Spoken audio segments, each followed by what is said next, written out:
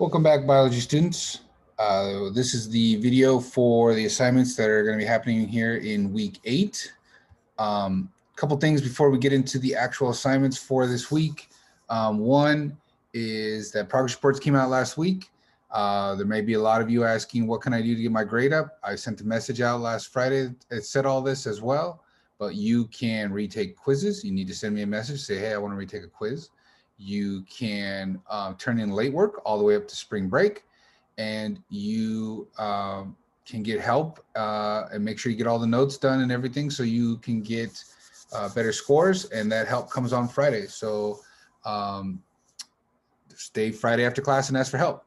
Hardly anybody does, but it's always available to you, so take advantage of that. The second thing that I need to mention to everybody right here at the top is that I have moved the online notebook. So let me, not move the whole notebook, but moved the semester 2 section. So let me show you what I'm talking about.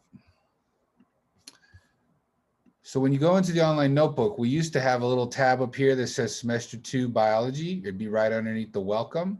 Okay, I had to move it out of there because I told you that things were happening where people were editing it, people were deleting things. Well, we had some notes, a couple pictures disappeared, things were getting moved around, so I have to move it out. It's just getting contaminated. So I moved it out of here. Where you will find it now here is in the content library. So click on that and you'll see semester 2 biology. And when you click on that, you'll get the same list of weeks like we always did. The difference is now that it's in the content library, I'm the only one that can change it for sure. So we shouldn't have any more problems with people changing things on us. So if that happened to you, I apologize, but it won't happen again. Okay. So if you're looking for semester 2, it's now in the content library. All you gotta do is click on content library and it shows up right there. Same spot that semester 1 was in. Okay. Okay. We're rolling into week 8. So what does week 8 look like? Last week, we talked about DNA structure, what it looks like. We talked about how we use the structure of DNA to run gel electrophoresis, which is a process to take like blood samples or hair cells from a scene of a crime and compare them to a suspect to see if there's a match, gives you a DNA fingerprint. Okay, so now we're going to take DNA and go another step with DNA. This week, we're going to talk about the genetic code and the central dogma. So a lot of people always ask, like, what does DNA do? DNA is like a book. It has a whole bunch of information on how to make you be you. But you need something to read the book. You need to be able to read the information in the book and turn it into action, right? So the genetic code is the code that's in the DNA on how to make proteins. And so we're going to talk about this a lot in class this week, but that's really what it comes down to. The information in DNA makes the proteins, and then the proteins are the ones that go do everything in your body. That's how this all works.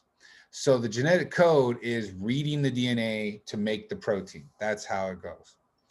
All right, 2 assignments this week. One, on Monday and Tuesday, we will take some notes on what is the genetic code, what is the central dogma. Very important that you come to that so you can see how this works, because the second part of the week, you're going to be doing some practice with the genetic code. So if you don't know what the genetic code is on Monday and Tuesday, you're probably going to be pretty lost the rest of the week when you have to do some practice around it. Okay. All right. So if you scroll down, I give you a video link to a YouTube video on genetic code. If you want to watch it beyond what I do in class, click on that there. It'll show you. And I will also post the notes when we're done with them right here. Actually, assignment number 2 is not a set of notes. I want to fix that. Assignment number 2 is going to be actually practicing the genetic code. And so I will be making a video for you by Wednesday that I will link right here on exactly how to go from DNA to mRNA to protein with the genetic code. Now I'm going to do it again in class on Monday and Tuesday, but I wanted to make sure that there was a video you could watch if you ever got stuck. So that's what will be linked right here. So once you understand how to go from DNA to mRNA to protein, we're going to do some practice. And so I give you this. Normally, if we were in class, I would give this as a worksheet. If you want the full worksheet, you just double click this PDF file and download it. Or I took pictures of the worksheet here. So what you get is a DNA sequence. So you would copy this sequence onto your paper, and then using the DNA code, you're going to make the mRNA code that goes right along with it. Okay. Again, you're not sure how to do this, there's a video up above that will show you, or come to class on Monday and Tuesday, I'm going to show you as well. Then we're going to break the mRNA into little sections of 3. Those are called codons. And then we will read those codons to figure out what is the amino acid that gets made in the actual protein.